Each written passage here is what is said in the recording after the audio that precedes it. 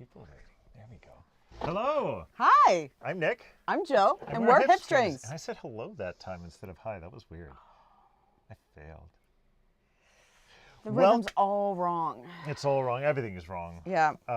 It's that collapsing time stream yes. thing we were talking about. Yeah. Welcome to day 9 of the Base12 Spinalong. It is another one of those days that has more twos in it. Yes, it is a very terrific day. Oh, and it's Tuesday too. It's a Tuesday, and it's the 20th. The 20th of 2022. Yes. And it's the 12th. The 12th month. And base 12. Yes. And we could just keep doing this for the entire time. We should get to spinning. What are you spinning today? And I should figure out what I'm spinning. My fiber key is upside down on the floor. You can't read upside down? I can't read through paper. And I'm failing with the whole rolling dice thing. We're professionals, we promise. I'm really excited about this one. Yeah? Yeah. There we go. Hey, I figured out a new way of getting through rolling my dice. What? More effectively. Roll 2 dice at once. Ooh. That way. But then you decide which to go with if both are available.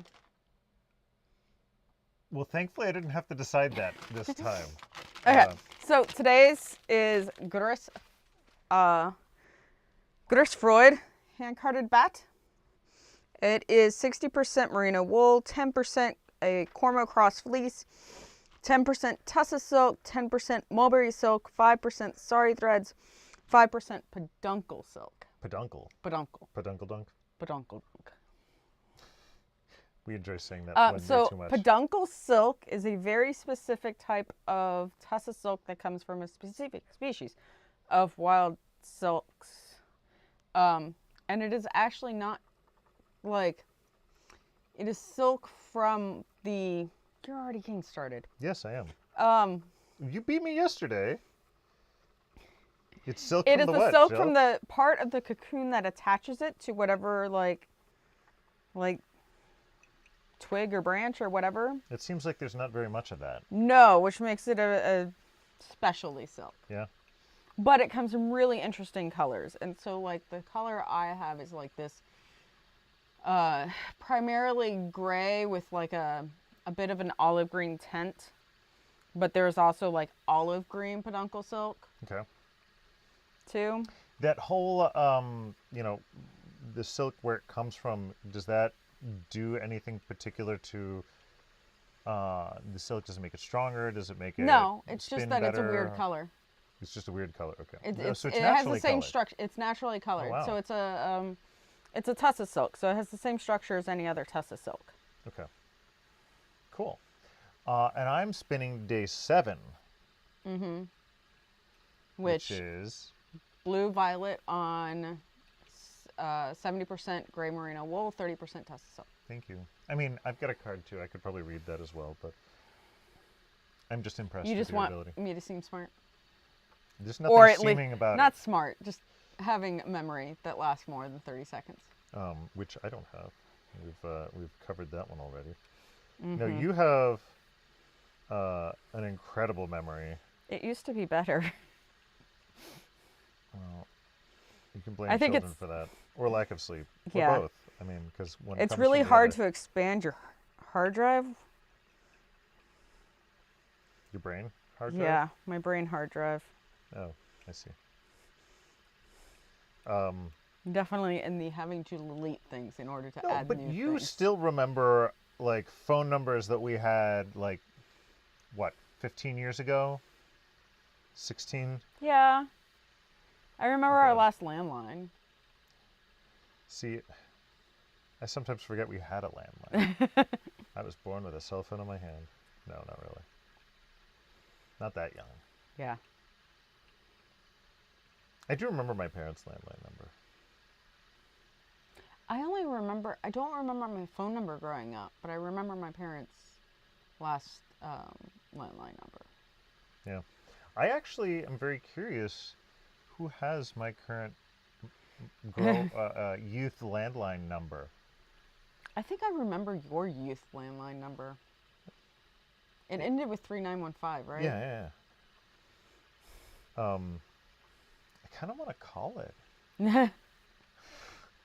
Just to be like, hey, this isn't a spam call. I just had this phone number when I was growing up, and I was curious who had it now.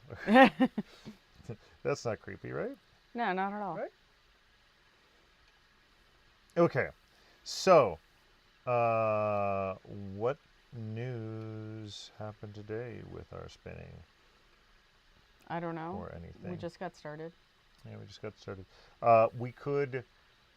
I'm trying to see how long we can actually keep this on fiber-related topics this time. Why don't you talk about your sweater, Jill? Oh, so I am wearing a sweater that Nick knit for me, entirely up in the air. Yes. Literally. He only knit on it during business flights, and in the like Nick picks hard things. I It's often not a joke that challenge. Why do it? Nick plays life on hard mode. This is a lace sweater with like a mohair lace. Yeah. It's not a challenge, and it's dark colored too. So And it's dark colored. Like, oddly enough, it wasn't actually that hard. I've had other projects where it was harder to see the stitches, or was harder. And I remember there was like parts that you had to like rip out and. Yeah, that mohair was really nice. I have no idea what mohair it was, but Oh, it wasn't even a fancy mohair. It's like mohair and nylon and stuff. It is incredibly warm for being a lace sweater. Yeah, I mean it's got big holes, right? Like I'm just gonna like show off how big the holes are. I can't stick my finger through any of them, but almost. Maybe the tip. But it's good for weather in the 20s and 30s. Yeah. Mohair does that for you. Yeah, so I'm trying to remember if this story comes from when I was knitting that sweater or from a different time. But whenever I traveled for business, I haven't done any business travel in 3 years now. Or so. But whenever I travel for business, I bring a book, I bring knitting, and I bring my Nintendo Switch. And usually I'll do the reading during takeoff and landing, because for some reason I also tend to fall asleep at those times, and it's not good for me to fall asleep while knitting. Although I'll fall asleep in knitting sometimes too. But anyways, sometimes I'll knit, and it becomes a great source of conversation with the people that are near me. I've had so many flight attendants just stop what they're doing and sit and talk to me for a while about it, and because they're fascinated by somebody knitting, just anybody knitting. And then there was this one lady who I was knitting, and they were very concerned because I had sharp objects. And so she started talking to me, like, I guess it definitely felt like she was trying to suss me out as to whether or not she should try and find the air marshal, or if I would be okay. And at one point in time, she said, like, so can you hurt somebody with those things? And I'm like, what do you mean? And she's like, well, I know at least if there's a terrorist on this plane, that you can stab them with your needles and protect us. And I'm like, what? As much as somebody with a pencil. Well, so my response was, look, if I try to stab somebody with this, I'm probably going to hurt myself more than I hurt them, right? I mean, especially because these were not sharp. I think you would hurt somebody more with a pencil. I've been stabbed with a pencil. I know it hurts. More than stabbing myself with needles, at least. So, yeah, no, it was, that lady was not aware of knitting for sure, and had a really weird perspective on it. And I don't know if it comes from the fact that I'm a guy that was knitting and that was odd to them, or if it was just somebody was knitting. Oh yeah, she also couldn't believe that they let me through security with them. But that was the point where I was able to, I don't know if my recollection is correct, but I do recall that knitting needles were like one of the first things that were initially banned after 9/11, and then were re-allowed, because I like to think it's because the knitting community is just that strong that we can influence Yeah. Sorry, I'm concentrating really hard to stay thick. Yeah. You know, that whole 28 wraps per inch life. So thick. Yeah, I'm concentrating on staying thin too. So, and apparently all of our viewers are concentrating as well because we've got some viewers. Let's see. Amy says there were lots of those nervous Nellies after 9/11. Yeah, and this was much later. This was Yeah, like a decade later. at least a decade later. I mean, I'm not saying that 9/11 didn't make her a nervous Nelly, but she had plenty of time to become less of one. Yeah, when did I start knitting? Like, how? Do you remember how old I was? What year that It was? was a little bit before we had kids. I want to say it was something like what, 2015? No, before we had kids is Before we had kids. when you learned. Yeah. Because you taught me in 2009. Okay, so then it would have been like 2008. Yeah, 2007, 2008. But like that's is when I you learned how to knit. Yeah. I wasn't doing business travel until, yeah, this would have been 2012, 2013. at earliest, yeah. Yeah. At earliest. Yeah. So that's the story of the air sweater. So yeah, I for the longest time it was probably 2 years I was working on that. Yeah. One of the proud member of the Slow Knitters Club,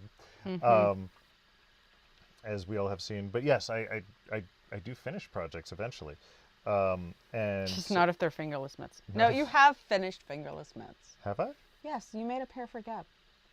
I did. You did. Now, Nick, you need to share about your Yes, sweater. especially because Granny Vicky is saying, Nick, tell us about your sweater. So you're gonna. Do you know anything about your sweater? I do because this is doubly doubly special because not only is this hand knit by Jill, but it is hand spun by Jill, and this was like your first combo spin that you ever did, right? I think so. Yeah, like this. No, it's my second. Was it your second combo? Your light blue sweater is my first. Oh, okay, yeah. This is a more courageous combo spin. Well, as you can tell from the colors, and this was absolutely perfect. Like if you've ever watched our podcast on the combo spinning, this is a There's perfect a long example. series under the title "Great Mashup Spinalong." Yeah, where I go through my process. and this one's a perfect example of like what you can do to edit for your final project. Because I remember when you were going through this, you showed me the fiber, and I'm like, I like the fiber, but it's got a lot of yellow. And this has yellow, but not nearly as much as the original fiber had. So Jill, pulled out the yellow, kept it aside, used it more for the additional amount that you made for the small version that Christopher has now, which was originally for Adrian, and then he grew out of it. Now Christopher has basically grown out of it. It is an Elizabeth Zimmerman pattern. It's the hybrid saddle shoulder sweater. I forget which book it's from. But it ended up working really well because it's one of our percentage system sweaters. So you start with knowing, how many stitches you need to put for the chest. So you do a gauge swatch and, what you want your chest measurement to be. And you do some math, and it's fairly easy math. And it's a really well-fitting sweater. Yeah. No, it's super warm. This is definitely one of those. It's mostly Falkland wool in that sweater. Okay. Which has held up extremely well. Yeah, how old is this one? Like, oh gosh. I think we just need to glean it for like the first time ever. Yeah, that sweater is probably, well, I made it for, it's probably 6 years old. Yeah. Now I can't wear it to work because I don't want to get chemicals on it. But Am I gonna have to like make you some mill spun hand knits for work, or even like those some too cotton precious? or something. I just need something that I can throw in the wash. I was gonna knit you some sweater vests. You have knit me some sweater vests. Yeah, I was gonna knit you more, so I can steal them. Nick's sweater is a bottom up. Granny Vicky asked, Yes. is Nick's, is it neck down or bottom up? What do you prefer?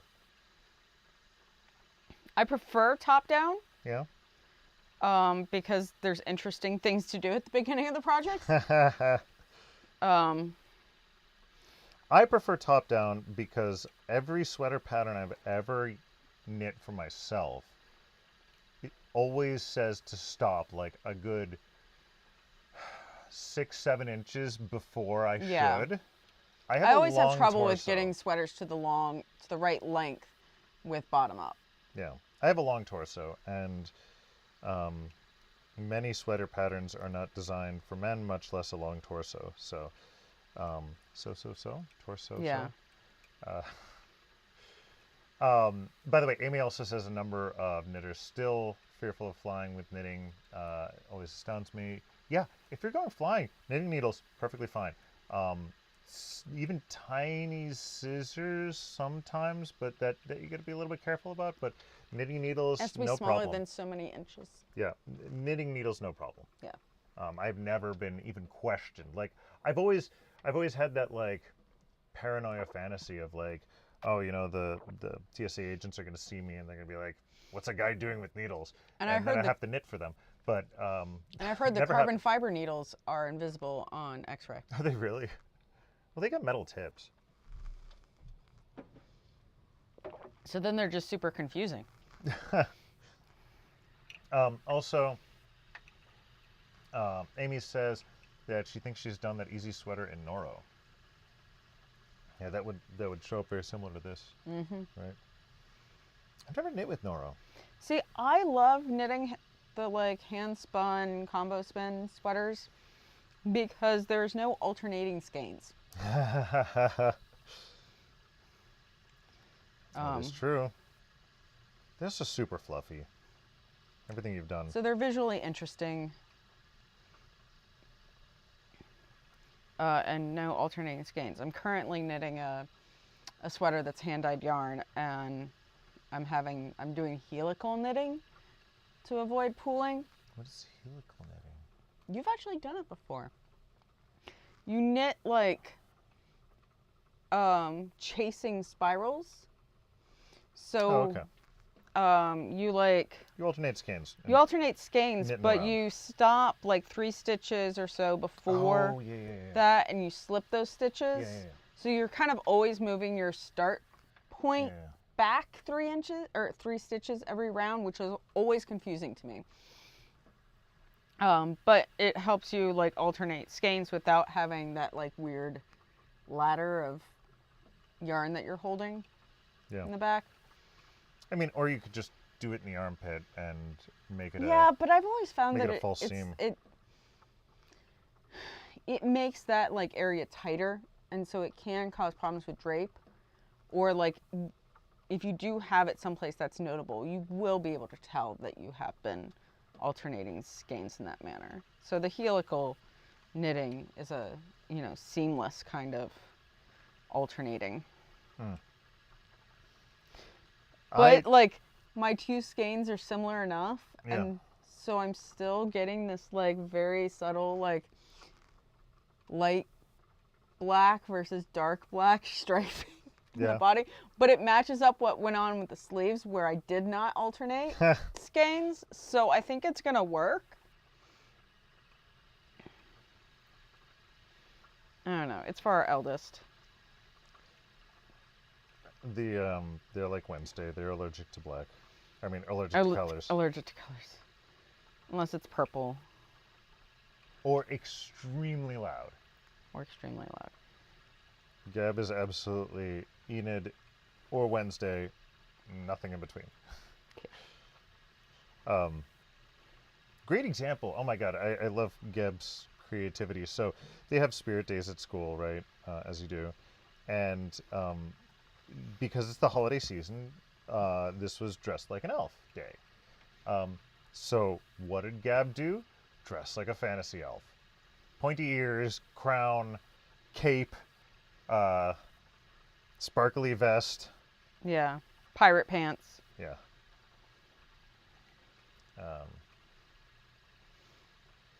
By the way, let's see. We've got some comments. Amy says scissor blades shorter than 4 inches, which is simple. Yeah. Also check the TSA website. Don't get TSA advice from us. Emily says, I used to hate alternating skeins, but found there's a way to helical knit without slipping stitches. I What? always got confused by that Okay, Emily, you need to share with the class too. your magic. I don't remember if I ever split stitches when I helically knit. You did. Did I? Yeah. Okay. And also Granny says, Granny Vicky says, thanks. It is a beautiful sweater, as is Jill's. Thank you. It's really nice. We can wear almost the same sweaters, so they're similar, like, similar investment in time, and we often knit for each other. Yep. Because there is something magical about wearing something that was knit for you by somebody else. Absolutely. It's a portable hug. You know, you said that for the first time this year, and I absolutely love that imagery. And Emily, by the way, is offering to send the link. This thank is the you. technique I use for alternating no weird seam. So Thank you. yeah, we'll put it in the. Because we'll I put it in the constantly like notes. knit to pat knit past where you need to be. Yeah, past where I need to be slipping stitches. I remember doing that. I don't remember what I helically knit for a project, but I do remember doing exactly as you said. It was something you were doing striped, I think, and I think it was a project for Gap. I don't remember the project either. I just remember you doing it. Yeah. The technique is what matters, I guess. Yeah. Oh my God, my gauge is like going back and forth. I need to concentrate on this. Focus, Nick. Focus. You have really nice colors on your bobbin right now. I do. It's actually a lot like that other sweater that I have. Your first combo spin? Yeah, I'm not consistent at all in color choices. No. And yet there's so much variety in what you have.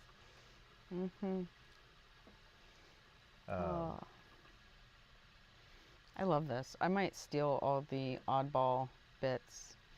The light.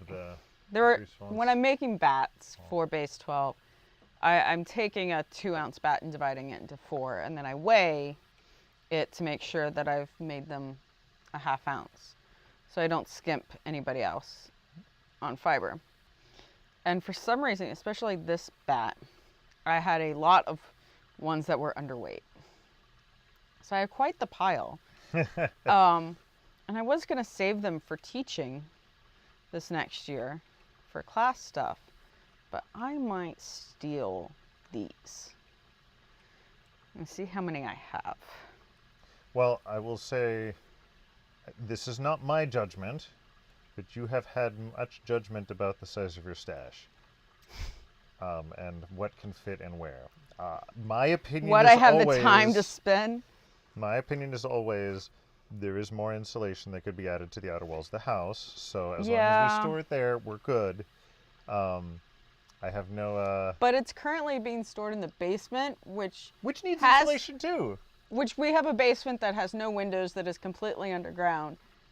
I don't think the extra wool is doing anything extra compared to the ground. I am trying to enable you. Will you stop fighting me? But then you complain about the bins. No, I complain about the bins when they're in my VR space, not when they are put away.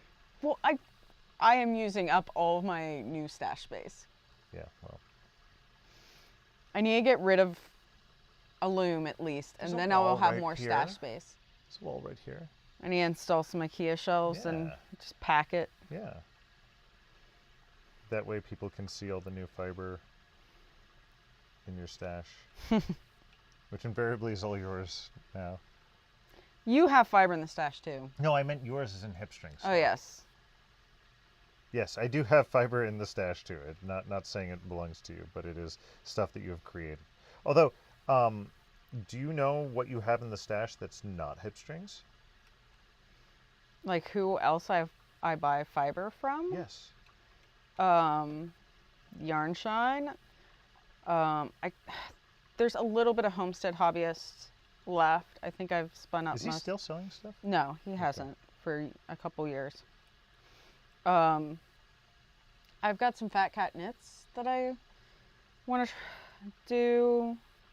And then I don't buy a lot of dyed top from other people because I have dye allergies. And so especially with spinning, I'm really sensitive with it in comb top. So I have to like ask people like, what dyes did you use? And I have a couple people that I know use stuff that won't cause me problems. So also like Gwen Erin, Natural Fibers, who deserves more attention than she gets. She's doing really great work. Yeah, she's a great person. And a great person. She has a brick and mortar in Hubbard, Ohio. And I know she hits several of the Ohio shows, as well as some here in Southwest Pennsylvania. Especially if I can get my act together and get indie back. Get people to email you back. I just haven't been harassing people enough. That's my my assessment now. And then I have a bunch of fleece, and then a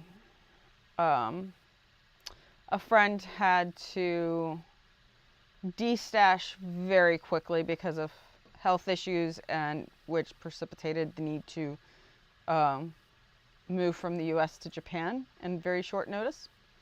And so I adopted a lot of their stash, which is kind of why my stash is at the state that it's in right now. Is I acquired large amounts very quickly in a couple instances over the last couple of years. And I do want to emphasize that I am in no way, shape, or form stash shaming with any of my previous commentary. Yeah. Especially because I often take from your stash. And also, you needed to buy one, like, ball of bulky acrylic from Knit Fix to finish a project. And I, of course, have to get free shipping. I bought you a couple of needle tips. Mm-hmm. But I totally filled that cart with yarn for myself. Yeah, we've been talking about to replenish fiber my stash, gift not yarn knitting. stash. Because there are people who do not, they're worthy of gift knitting, but they're not worthy of like indie dyer Gift knitting? gift knitting. By the way, Amy says, I think I bought Dyed Rolling Acres Cormo from Gwen Erin Ooh, last that's IKS. like two good things all in one. I do have some of her Roving Acres Cormo in my stash too. And she says she's currently spinning some ITW from your friend's stash. What's ITW? Into the World. Ah.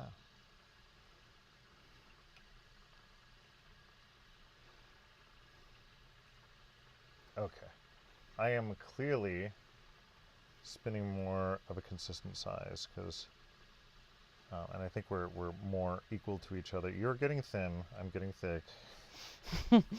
We're being a little bit more consistent because I'm just starting my second half, and oh man, my thumb is cramping up now. So Nick, you always get invigorated to actually continue spinning after base 12. Do you feel that this year? I do. What do you think you're going to spin after this? I'm going to spin on my poncho, on my alpaca. Ah, so I need to dress a loom for you. Yes, that's what I always go to. I have a bunch of I think I malachite. need to also wash No, some more alpaca. I've got a good. You've got some bats. Big bag bat, still ready to go. Yes, Amy. Amy's currently. She wanted to clarify that she's currently spinning her base 12 right now, but the ITW is their portable spinning. I mean, I've got a new wheel coming on Thursday, so I've got to figure out what I'm going to feed it. Yeah. I guess we could talk about what are all the different fibers on your different wheels. I've talked a little bit about that. There's Cormo, Kiviat, mulberry silk bats from a friend on one wheel. There's some yak silk that I got through James Perry. I'm spinning some Polwarth mohair silk from Woodland Pixie, which I think she's using a slightly different name. I think it's like Woodland Handcrafts or something now. And then Base 12. And that's what I've got on my, that's what I've got on my wheels right now. What's that look like? So I'm wondering what I should, because I need something doesn't need a ton of twist. So I've got an electric Eel 6 that's coming on Thursday because I want to have an e-spinner that I can play with and hack. And also see like what else, because I have a bunch of friends who say really nice things about them. And so, but I need something that doesn't need a ton of twist. So I don't know. I might just go through the stash and find something that doesn't require a ton of twist. I'm simple. I've got my alpaca. You've got your alpaca. An old stash of malachite that. You've also got some washed out too, which is another green fiber of mine from the main box. Yeah. Oh wow. Did I ask for that? Or did you just yeah, give it you to did. Me? Okay. It's like a sweater's quantity. You know what? I could spin that on the electric eel. I was gonna use it for a vest for you. Okay, that could work. And that won't require a ton of twist. It's like a Shetland Corriedale blend.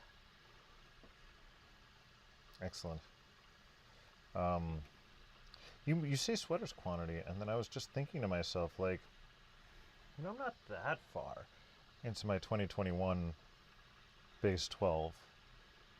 I'm wondering. Are you thinking of ripping it out? Ripping it out, and then, well, I've got to make sure I've got the same gauge with 2022, which I don't think I don't do. think so. You spun really thin last year. Yeah.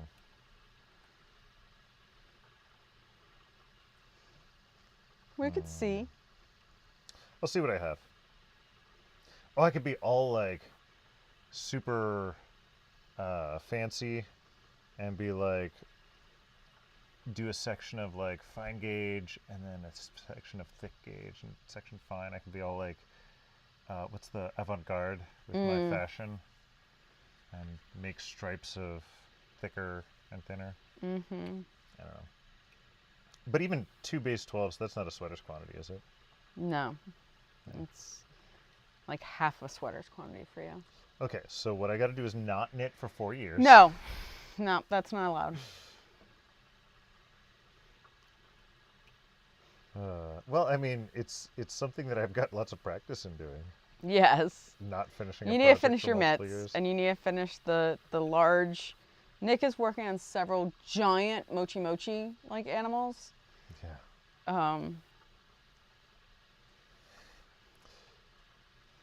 So I broke Jill yesterday. Yeah. Because I'm not going to go into detail. Nick was trying to avoid having to buy that, extra ball of yarn, $3 ball of yarn that came with like another $60 worth of yarn. Yeah. It was $3 for the yarn? I think so. It's ridiculously cheap. Really? Huh. Maybe $4. Wow. I didn't know yarn could come that cheap. Anyway, It is. so you're totally beating me now. Yeah. It's my thumb. All right, so Real athletes are properly conditioned. They Thank train you. for this kind of thing. well, yes, and you've been training for quite a while. Yeah, it's been over a decade. I have a very long off season. So, what was I even saying? What was I talking about? Oh yeah. So I finished 3 out of the 4 legs for this capybara, giant capybara. Finished everything. Not real size capybara though. Really? How big is a real size They're the capybara? largest rodents. Yeah. Rodents of unusual size. Yes. Yeah. So, okay. Anyway, it's still pretty big. So I'm finishing.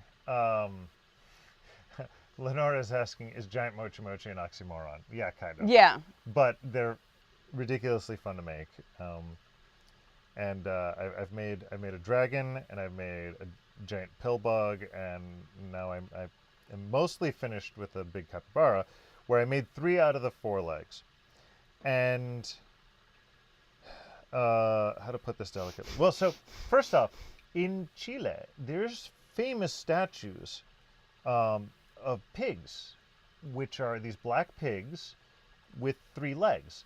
It's something from I think from the Mapuche.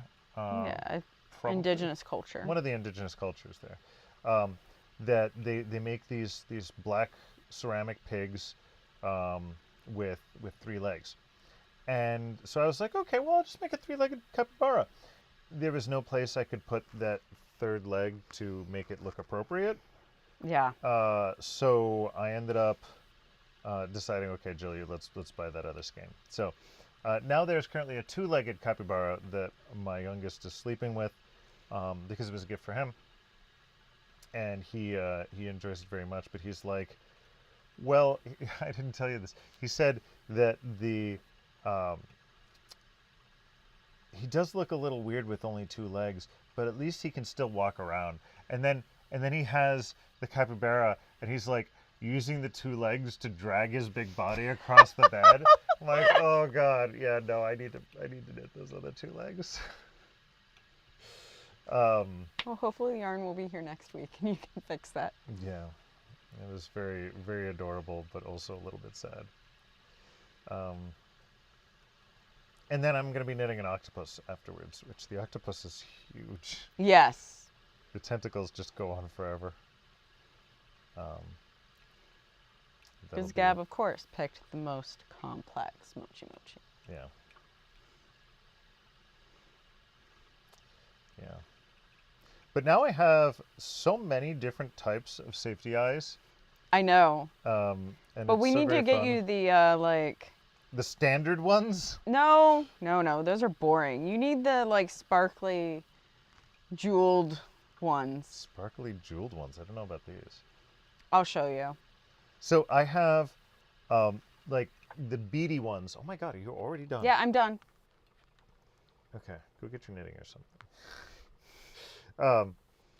So I have the standard, like, just black dot ones, which is what I got originally for many other things.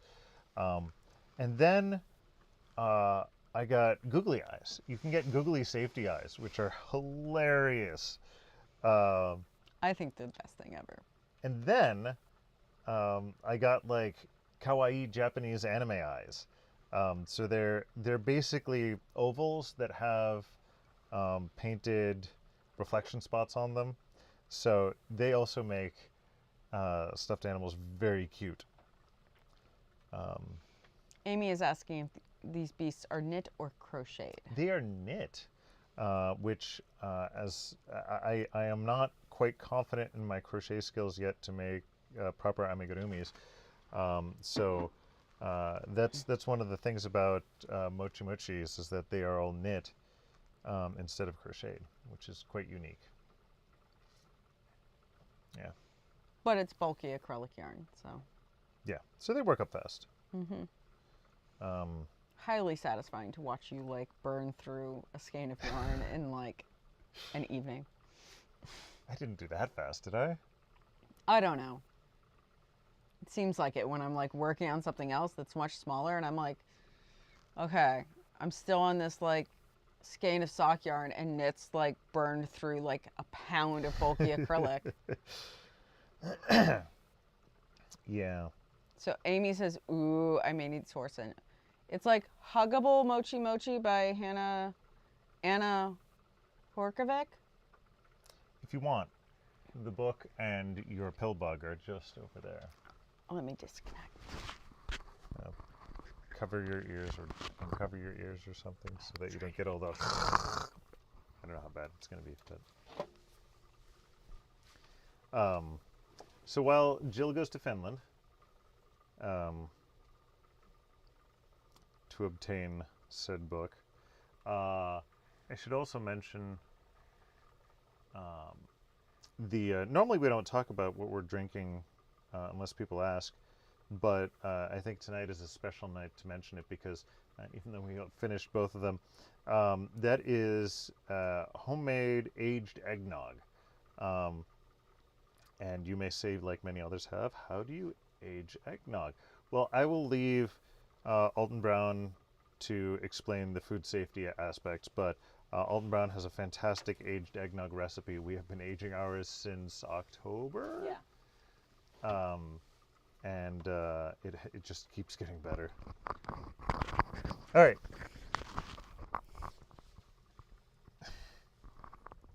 Couldn't tell if you were hugging. Mic down. Mic down.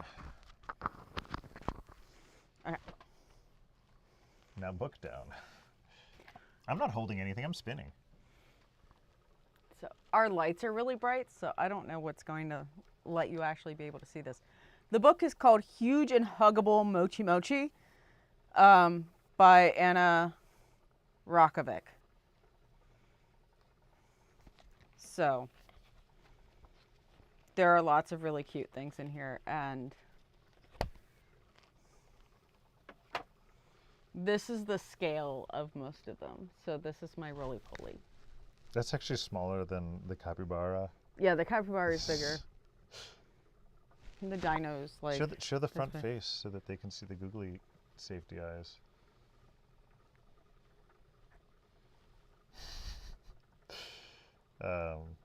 Somebody had almost pulled out one of his legs.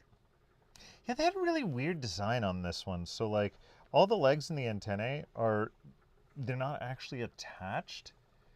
They're just, pull it all the way out. It's I-cord through a hole. It's I-cord through a hole in the knitting. And it's a bunch of sections that end up getting attached after the fact. Mm-hmm. I feel like he needs some more stuffing again. But he's a really great pillow. Yeah.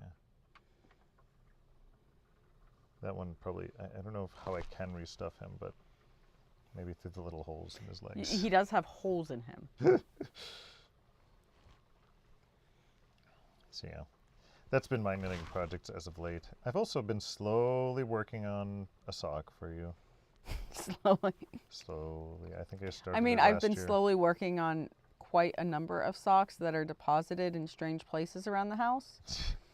So you'll always have knitting, but you never know which one it is. Well, I've completed, I think, 3 or 4 pairs of socks this year.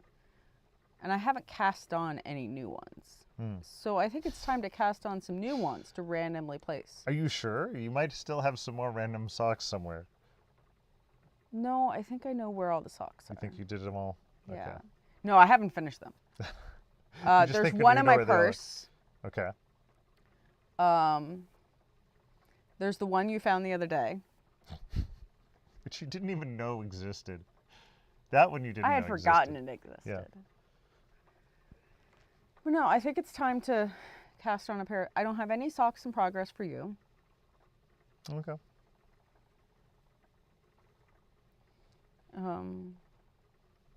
I have like really cool colorwork mittens for you that are so, like, the first one is almost done. They're like circuit board ones. Ooh. I was going to give them to you for Christmas last year. See, I'm not the only one who does this.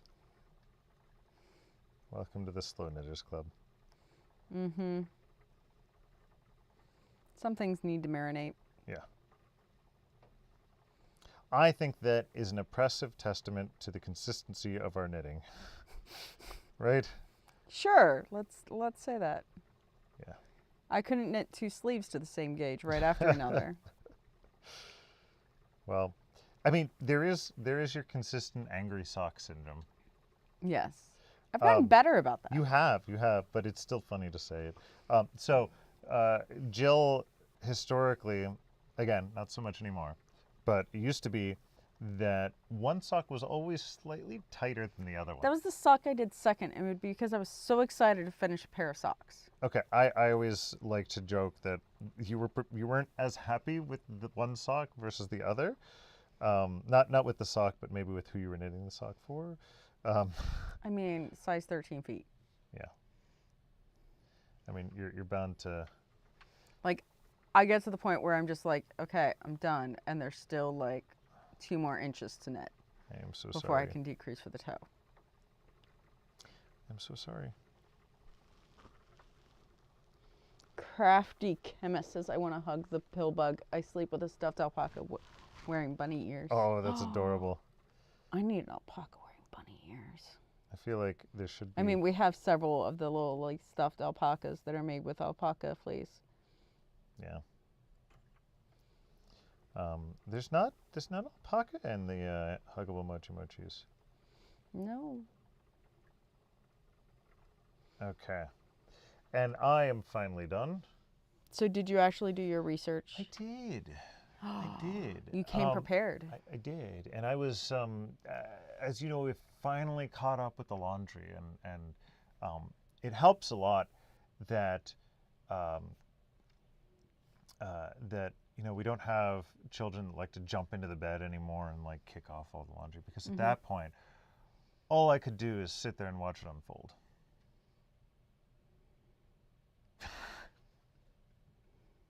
No good? All right. I think I did my homework properly this time. Yeah. Okay. Thank you for joining us. Now, remember, tomorrow is not day 10. Tomorrow is day A. So if you sign on, there should be like Multiple links. Don't sign on to day 10. You'll be gonna be waiting for a couple of days. Yeah. Sign on to day A. So we are doing this in base 12, so after 9 comes A. Thank you for joining us tonight. We hope to see you tomorrow. Have a good night. Good night.